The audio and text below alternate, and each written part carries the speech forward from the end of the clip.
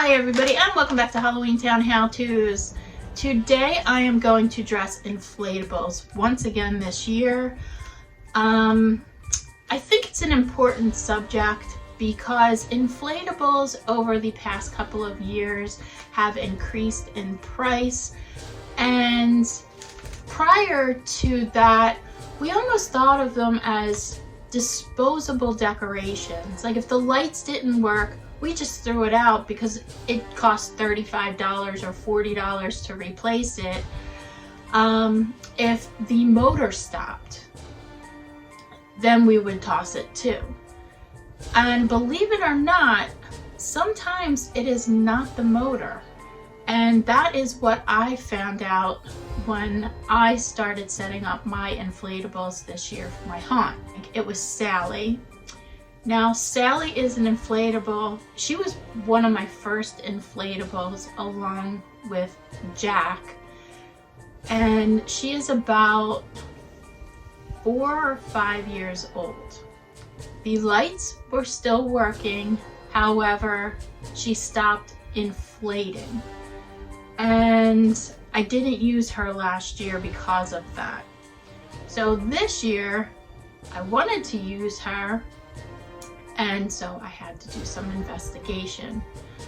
Instead of just quick ordering a replacement motor and LED light set, which Amazon does carry these, and this is the easiest way to replace the type of inflatable that has the white snaps where the LED lights are inside. It's very simple, and you just take a flathead screwdriver and very gently pop the cap off of the exterior, and that'll help pop the light out. And you just basically what you want to do is unzip the inflatable, put your hand up in it and find the light, so that way you have good tension on both sides.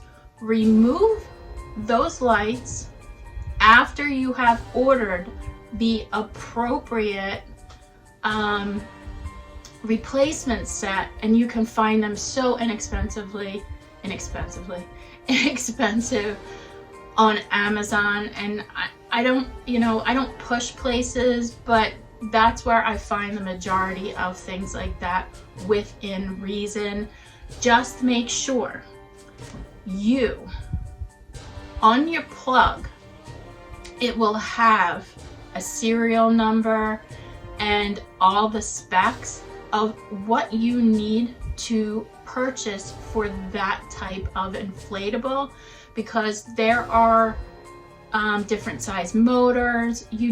So just that simple thing, you type it into Amazon, make sure you cross-reference when you do find something that the information is correct, and order it. They're very, very easy to replace. There is a zip tie holding the tiny motor on the back that you just need to clip off, and I will tell you, it is a pain in the rump because of how tight it is, and it needs to be that tight. Just take your time and breathe, and you can do it. And make sure you have some extra zip ties because sometimes they don't come with zip ties when you're replacing the motor. And there should be instructions on how to replace it. Very simple. You can get them from anywhere from $10 to $25, depending on how many LED lights you need. So that is very helpful.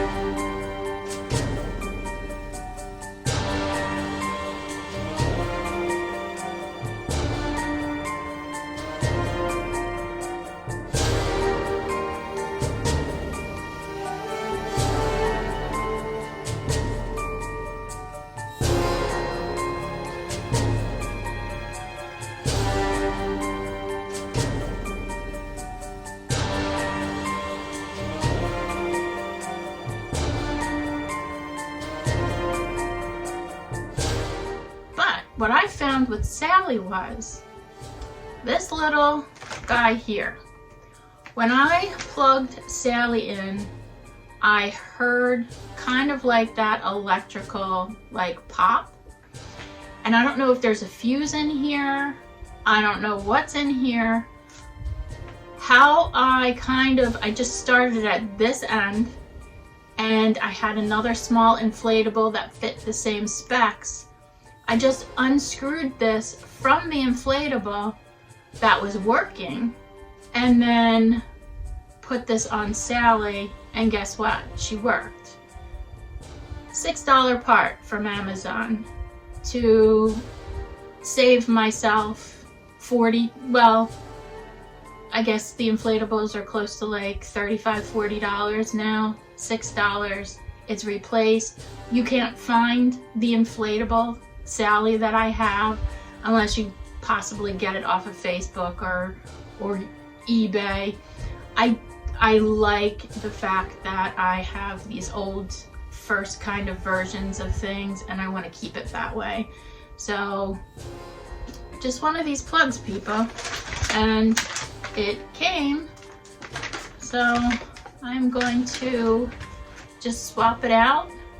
Well, I did already swap it out. I kept the one working on Sally, and I took the inflatable Teddy, the scary Teddy. So he actually is owed one of these plugs. And before I go out and do that, I have never replaced the really big inflatables that I have that sit on the bases and inflate from underneath. The lights on those are different, and you can fix them. They're very, very easy. I couldn't tell you the specific type of light bulb, but they sort of look like Christmas lights.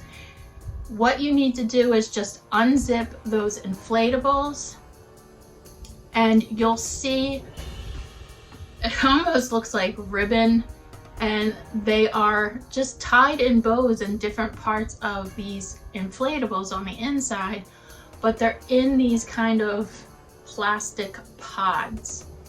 You just unclip them and unscrew them, and then replace the bulbs and clip it back on. And try not to bunch up the ribbon or anything, because if anybody understands this that has inflatables, when they like start wrapping around each other, they'll pull the inflatable on the inside, and then you try to like pull it from the outside, and you wind up ripping the ribbon off, and then the light bulb isn't where it's supposed to be anymore. And that's always a pain in the butt.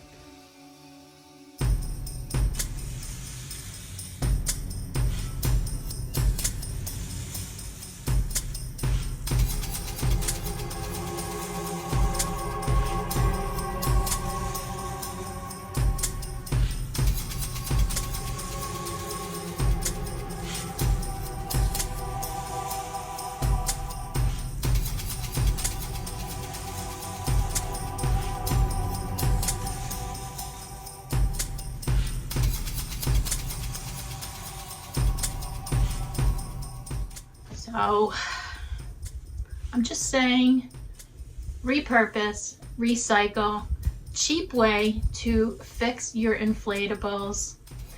Make sure you have the correct information off of your old unit. And sometimes it's good just to have this stuff. If you have a lot of inflatables, just order 2 so you have an extra one just in case something happens. And another tip, where this connects in, a lot of mine loosen up and moisture and water can get in there and damage these too. So just make sure when you're putting them out, everything is nice and tight. If you feel like it, wrap some electrical tape around it to just add an extra barrier. So let's go fix Teddy. Alright, so here is my new plug, and this is the end of the inflatable. You just have to make sure there is a flat spot and a rounded spot. On the inside of this, you just need to match it up and just plug it in. And I know that there's a problem with this already because this here is bigger than this cap. And this cap is what tightens this down, and it does help keep it waterproof. Yeah, I'm like doing my best to try and widen it, and it is going on. Could I return this? Yes. Do I want to? No. Is this working? Yes. However, it's not going to go all the way. It's leaving openings here for some water. What do? I'm just grabbing some waterproof window door clear silicone, and I'm going to slap some silicone on this. I just needed some brute force here. I'm just getting some silicone out. I'm going to use this stick because I don't want to make a sloppy mess.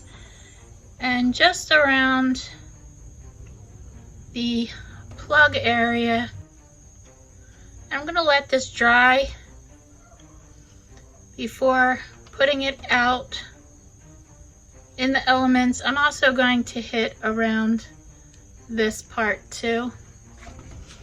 And now I'm going to, oh, lighting is terrible, seal around this second part.